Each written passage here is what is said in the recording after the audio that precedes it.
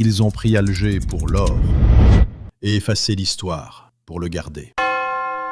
Juillet 1830. Un roi en fin de règne, Charles X. Son peuple gronde, la monarchie vacille. Alors il cherche un coup d'éclat, une victoire. Il pointe son doigt vers l'Algérie. Officiellement, c'est une punition. Le Dey d'Alger aurait giflé un diplomate français. Mais derrière l'honneur blessé, il y avait des coffres, des trésors accumulés par des siècles. Or, argent, pierres précieuses, bijoux, des millions. Quand l'armée française entre dans Alger, elle ne trouve pas une ville ennemie. Elle trouve des salles remplies d'or. Des soldats chargent les caisses dans les bateaux, des registres disparaissent, des témoins se taisent. Et très vite, une question dérange. Où est passé le butin d'Alger ? Les comptes officiels ne correspondent plus. Des fortunes naissent du jour au lendemain. Des ministres, des banquiers, des officiers deviennent riches, très riches. Charles X, lui, tombe quelques jours plus tard. Mais l'argent, lui, n'a jamais refait surface. Presque 2 siècles plus tard, un journaliste, Pierre Péan, ouvre les archives. Il suit la trace de cet or disparu et découvre ce que personne n'avait osé écrire.